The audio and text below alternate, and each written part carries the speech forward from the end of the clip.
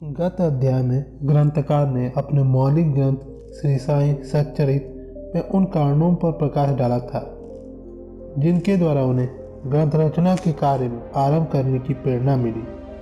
अब वे ग्रंथ पाठन के योग्य अधिकारियों तथा अन्य विषयों के इस अध्याय में विवेचना करते हैं। इस प्रकार हैजा के रोग के प्रकोप को आटा पिसवाकर तथा उसको ग्राम के बाहर फेंक कर रोका तथा उसका उन्मूलन किया। बाबा की इस लीला का प्रथम अध्याय में वर्णन किया जा चुका है। मैंने और भी लीलाएं सुनी जिनसे मेरे हृदय को अति आनंद हुआ और यही आनंद का स्रोत काव्य रूप में प्रकट हुआ। मैंने यह भी सोचा कि इन महान आश्चर्यजनक लीलाओं का वर्णन बाबा के भक्तों के लिए मनोरंजक एवं शिक्षाप्रद सिद्ध होगा तथा उनके पाप समूल नष्ट हो जाएंगे। इसलिए मैंने बाबा को पवित्र जीवन गाथा और मधुर उपदेशों का लेखन प्रारंभ कर दिया। श्री साईं की जीवनी ना तो उलझनपूर्ण है और ना ही संकीर्ण है, वरना सत्य और आध्यात्मिक मार्ग का वास्तविक दिग्दर्शन कराती है। श्री हेमाड़ पंत को यह विचार आया कि मैं इस कार्य के लिए उपयुक्त पात्र नहीं हूँ। मैं तो अपने परम मित्र की जीवनी से भी भली भांति परिचित नहीं हूँ और ना ही अपनी प्रकृति से। तब फिर मुझ जैसा मूढ़मती भला एक महान संत पुरुष की जीवनी लिखने का दुस्साहस कैसे कर सकता है। अवतारों की प्रवृत्ति के वर्णन में वेद भी अपनी असमर्थता प्रकट करते हैं। किसी संत का चरित्र समझने के लिए स्वयं को पहले संत होना नितांत आवश्यक है। फिर मैं तो उनका गुणगान करने के स्वथा अयोग्य ही हूँ। संत की जीवनी लिखने में एक महान साहस की आवश्यकता है और कहीं ऐसा ना हो कि चार लोग के समक्ष हास्य का पात्र बनना पड़े। इसलिए श्री साईं बाबा की कृपा प्राप्त करने के लिए मैं ईश्वर से प्रार्थना करने लगा। महाराष्ट्र के संत श्रेष्ठ श्री ज्ञानेश्वर महाराज का कथन है कि संत चरित्र की रचयिता से परमात्मा अति प्रसन्न होता है। तुलसीदास जी ने भी कहा है कि साधु चरित शुभ सरिस कपासु निरस विषाद गुणमय फल जासु, जो सही दुख पर छिद्र द्राव वंदनीय जेहि जग जस पाव। भक्तों को भी संतों की सेवा करने की इच्छा बनी रहती है। संतों के कार्य पूरा करा लेने की प्रणाली भी विचित्र ही है। यथार्थ प्रेरणा तो संत ही किया करते हैं। भक्त तो निमित्त मात्र या कहिए कार्य पूर्ति के लिए एक यंत्र मात्र है। उदाहरण के अनुसार शक संख्या 1700 में कवि माहीपति को संत चरित्र लेखन की प्रेरणा हुई। संतों ने अंततः प्रेरणा पैदा की और कार्य पूर्ण हो गया। इसी प्रकार शक संख्या 1800 में श्री दास गुरु की सेवा स्वीकार हुई। माहीपति ने 4 काव्य रचे, भक्ति विजय, संत विजय, भक्ति लीलामृत और संत लीलामृत, और दास गुरु ने केवल 2 भक्त लीलामृत और संत कथामृत, जिसने आधुनिक संतों के चरित्रों का वर्णन है। भक्त लीलामृत के अध्याय 31, 32 और 33 तथा संत कथामृत के 47वें अध्याय में श्री साईं बाबा की मधुर जीवनी तथा अमूल्य उपदेशों का वर्णन सुंदर एवं रोचक ढंग से किया गया है। इनका उदाहरण श्री साईं लीला पात्रिका के अंक 11, 12 और 17 में दिया गया है। पाठकों से इनके पठन का अनुरोध है। इसी प्रकार श्री साईं बाबा की अद्भुत लीलाओं का वर्णन एक बहुत सुंदर छोटी सी पुस्तिका श्री साईनाथ भजन माला में किया गया है। इसकी रचना बांद्रा की श्रीमती सावित्रीबाई रघुनाथ तेंदुलकर ने की थी। श्री दास गुरु महाराज ने श्री साईं बाबा पर कई मधुर कविताएं की रचना की है। एक और भक्त अमिदास भावनी मेहता ने भी बाबा की कुछ कथाओं को गुजराती में प्रकाशित किया। साईं प्रभा नामक पत्रिका में भी कुछ लीलाएं शिरडी की दक्षिणा भिक्षा संस्थान द्वारा प्रकाशित की गई है। अब प्रश्न यह भी उठता है कि जब श्री साईनाथ महाराज के जीवन पर प्रकाश डालने वाला इतना साहित्य उपलब्ध है, फिर और एक ग्रंथ श्री साईं सच्चरित रचने की आवश्यकता ही कहाँ पैदा होती है। इसका उत्तर केवल यही है कि श्री साईं बाबा की जीवनी का सागर सदर्श आघात विस्तृत और यथार्थ है। यदि उसमें गहरा गोता लगाया जाए तो ज्ञान एवं भक्ति रूपी अमूल्य रत्नों की सहज ही प्राप्ति हो सकती है, जिससे मुमुक्षुओं को बहुत लाभ होगा। श्री साईं बाबा की जीवनी, उनके दृष्टांत एवं उपदेश महान आश्चर्य से परिपूर्ण है। दुख और दुर्भाग्यग्रस्त मानवों को इनसे शांति और सुख प्राप्त होगा तथा लोक व परलोक में श्रेष्ठ की भी प्राप्ति होगी। यदि श्री साईं बाबा के उपदेश का, जो कि वैदिक शिक्षा के समान ही मनोरंजक और शिक्षाप्रद है, ध्यानपूर्वक श्रवण एवं मनन किया जाए तो भक्तों को अपनी मनोवांछित फल की प्राप्ति हो जाएगी, अर्थात ब्रह्मा से अभिन्नता और अष्टांग योग की सिद्ध, समाधि आनंद आदि की प्राप्ति सरलता से हो जाएगी। यह सोचकर ही मैंने चरित्र की कथाओं को संकलित करना प्रारंभ कर दिया। साथ ही यह विचार भी आया कि मेरे लिए सबसे उत्तम साधना भी केवल यही है, जो भोले वाले प्राणी श्री साईं बाबा के दर्शनों से ही अपने नेत्र सफल करने के लिए सौभाग्य से वंचित रहे। उन्हें यह चरित्र अति आनंददायक प्रतीत होगा, अतः मैंने श्री साईं बाबा के उपदेश और दृष्टांतों की खोज प्रारंभ कर दी, जो कि उनकी असीम सहज प्राप्त आत्मानुभूतियों का निचोड़ था। मुझे बाबा ने प्रेरणा दी और मैंने भी अपना अहंकार उनके श्री चरणों पर निछावर कर दिया। मैंने सोचा कि अब मेरा पथ अति सुगम हो गया है और बाबा मुझे इहलोक और परलोक में सुखी बना देंगे। मैं स्वयं बाबा की आज्ञा प्राप्त करने का साहस नहीं कर सकता था, अतः मैंने श्री माधवराज उपनाम श्यामा से, जो कि बाबा के अतरंग भक्तों में से थे, इसे हेतु प्रार्थना की। उन्होंने इस कार्य के निमित्त श्री साईं बाबा से विनम्र शब्दों में इस प्रकार प्रार्थना की कि ए अन्ना साहेब, आपकी जीवनी लिखने के लिए अति उत्सुक है, परंतु आप कृपया ऐसा ना कहना, मैं तो एक फकीर हूँ तथा मेरी जीवनी लिखने की आवश्यकता ही क्या है। आपकी केवल कृपा और अनुमति से ही ये लिख सकेंगे तथा आपके श्री चरणों का पुण्य प्रताप ही इस कार्य में सफल बना देगा। आपकी अनुमति तथा आशीर्वाद के अभाव में कोई भी कार्य यशस्वी नहीं हो सकता। यह प्रार्थना सुनकर बाबा को दया आ गई। उन्होंने आश्वासन और उदी देकर अपने वरद हस्त मेरे मस्तक पर रखा और कहने लगे कि इन्हें जीवनी और दृष्टांतों को एकत्रित कर लिपिबद्ध करने दो, मैं इनकी सहायता करूँगा। मैं स्वयं ही अपनी जीवनी लिखकर भक्तों की इच्छा पूर्ण करूँगा, परंतु इनको अपना अहम त्याग कर मेरे शरण में आना चाहिए। जो अपने जीवन में इस प्रकार आचरण करता है, उसकी मैं अत्यधिक सहायता करता हूँ। मेरी जीवन कथाओं की बात तो सहज है, मैं तो इन्हें घर बैठे अनेक प्रकार की सहायता पहुँचाता हूँ। जब इनका अहम पूर्णता नष्ट हो जाए और खोजने पर भी लेश मात्र भी ना मिले, तब मैं इनके अंतकरण में प्रकट होकर स्वयं ही अपनी जीवनी लिखूंगा। मेरे चरित्र और उपदेशों की श्रवण मात्र से ही आप भक्तों के हृदय में श्रद्धा जागृत होकर सरलतापूर्वक आत्मानुभूति एवं परमानंद की प्राप्ति हो जाएगी। ग्रंथ में अपने मत का प्रतिपादन और दूसरों का खंडन तथा अन्य किसी विषय के पक्ष या विपक्ष में व्यर्थ का वाद विवाद की कुचेष्टा नहीं होनी चाहिए। वाद विवाद शब्द से हमको स्मरण हो आया कि मैंने पाठकों को वचन दिया था कि हेमाडपंत उपाधि किस प्रकार प्राप्त हुई। अब मैं उसका वर्णन करता हूँ। श्री काका साहेब दीक्षित व नाना साहेब चंदोरकर मेरे अति घनिष्ठ मित्रों में से थे।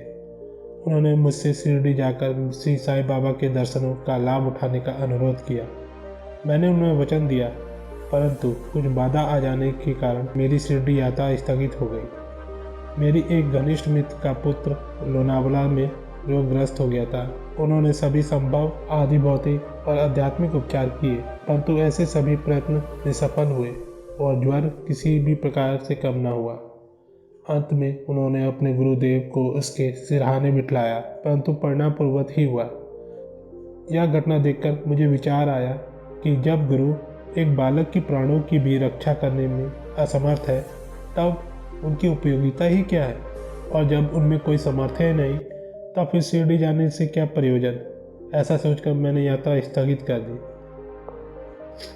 परंतु जो होनहार है वह तो होकर ही रहेगा, और वह इस प्रकार हुआ। प्रांताधिकारी नाना साहेब तेंदुलकर वसई को दौरे पर जा रहे थे। वे ठाणे से दादर पहुंचे तथा वसई जाने वाली गाड़ी की प्रतीक्षा कर रहे थे। उसी समय बांद्रा लोकर आ पहुंची, जिसमें बैठकर वे बांद्रा पहुंचे तथा शिरडी यात्रा स्थगित करने के लिए मुझे आड़े हाथों लिया। नाना साहेब का तर्क मुझे उचित तथा सुखदायी प्रतीत हुआ और उसके फलस्वरूप मैंने वहां से मनमाड़ की गाड़ी पकड़ने का कार्यक्रम बनाया। इस निश्चय के अनुसार मैंने दादर जाने वाली गाड़ी के डिब्बे में प्रवेश किया। गाड़ी छूटने ही वाली थी कि इतने में एक यवन मेरे डिब्बे में आया और मेरा सामान देखकर मुझसे मेरे गंतव्य स्थान को पूछने लगा। मैंने अपना कार्यक्रम उसे बतला दिया। उसने मुझसे कहा कि मनमाड़ की गाड़ी दादर पर नहीं खड़ी होती, इसलिए सीधे बोरीबंदर से होकर जाओ। यदि यह एक साधारण सी घटना घटित ना हुई होती तो मैं अपने कार्यक्रम के अनुसार दूसरे दिन शिरडी ना पहुंच सकने के कारण अनेक प्रकार की शंकाओं से घिर जाता, परंतु ऐसा होना ही न था। भाग्य ने साथ दिया और दूसरे दिन लगभग 9-10 बजे के पूर्व ही मैं शिरडी पहुंच गया। तो यह सन 1910 की बात है, जब प्रवासी भक्तों के ठहरने के लिए साठेबाड़ा ही एकमात्र स्थान था। टांगी से उतरने पर मैं साईं बाबा के दर्शनों के लिए बड़ा लालियत था। उसी समय भक्त प्रवर श्री तात्या साहेब नूलकर मस्जिद से लौटे ही थे। उन्होंने बतलाया कि इस समय श्री साईं बाबा मस्जिद के मोड़ पर ही है, अभी केवल उनका प्रारंभिक दर्शन ही कर लो और फिर स्नान आदि से निवृत्त होने के पश्चात सुविधा से भेंट करने जाना। यह सुनते ही मैं दौड़कर गया और बाबा की चरण वंदना की। मेरी प्रसन्नता का परवाह न रहा। मुझे क्या नहीं मिल गया था। मेरा शरीर उल्लसित सा हो गया। क्षुधा और तृषा की सुधी जाती रही। जिस क्षण से उनके भव विनाशक चरणों का स्पर्श प्राप्त हुआ, मेरे जीवन में एक नूतन आनंद प्रवाह बहने लगा। एक नई उमंग आ गई, जिन्होंने मुझे बाबा के दर्शनार्थ प्रेरणा, प्रोत्साहन और सहायता पहुंचाई। उनके प्रति मेरा हृदय बारंबार कृतज्ञता अनुभव करने लगा। मैं उनका सदैव के लिए ऋणी हो गया था। उनका यह उपकार मैं कभी भूल न सकूंगा। यथार्थ में वे ही मेरे कुटुंबी हैं और उनके ऋण से मैं कभी भी मुक्त न हो सकूंगा। यथार्थ में वे ही मेरे कुटुंबी हैं और उनके ऋण से मैं कभी भी मुक्त न हो सकूंगा।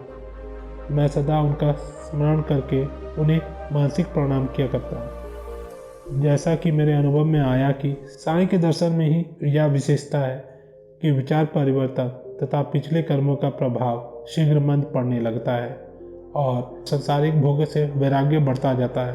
केवल गत जन्मों के अनेक शुभ संस्कार एकत्रित होने पर भी ऐसा दर्शन प्राप्त होना सुलभ हो सकता है। मैं आपसे शपथ पूर्वक कहता हूँ कि यदि आप श्री साईं बाबा के एक दृष्टि भर कर देख लेंगे तो आपको संपूर्ण विश्व ही साईमय दिखलाई पड़ेगा।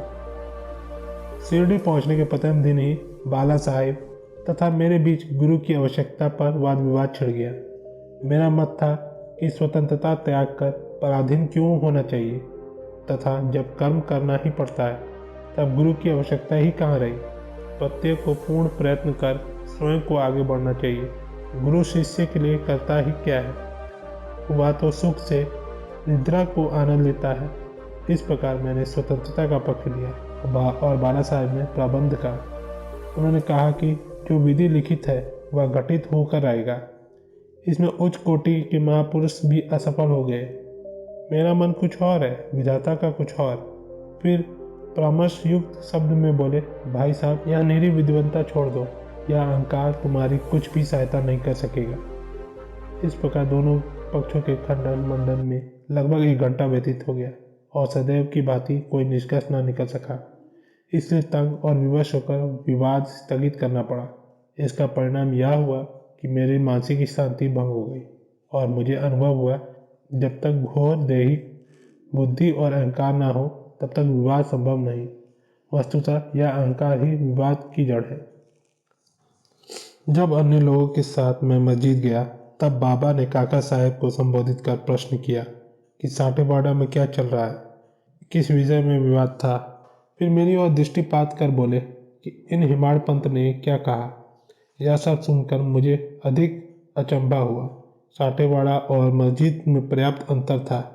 सर्वज्ञ या अंतर्यामी हुए बिना बाबा को विवाद का ज्ञान कैसे हो सकता था। मैं सोचने लगा कि बाबा हेमाड़ पंथ के नाम से मुझे क्यों संबोधित करते हैं। यह सब तो हेमाद्री पंथ का अपभ्रंश है। हेमाद्री पंथ देवगिरी के यादव राजवंशी महाराजा महादेव और रामदेव के विख्यात मंत्री थे। वे उच्च कोटि के विद्वान, उत्तम प्रकृति और चतुर्वर्ग चिंतामणि और राज्य प्रशासित जैसे उत्तम काव्यों के रचयिता थे। उन्होंने ही हिसाब किताब रखने की नवीन प्रणाली का अधिकार किया था और कहा, मैं इसके विपरीत एक अज्ञानी, मूर्ख और मंदमति हूँ। अतः मेरी समझ में यह न आ सका कि मुझे इस विशेष उपाधि से विभूषित करने का तात्पर्य है।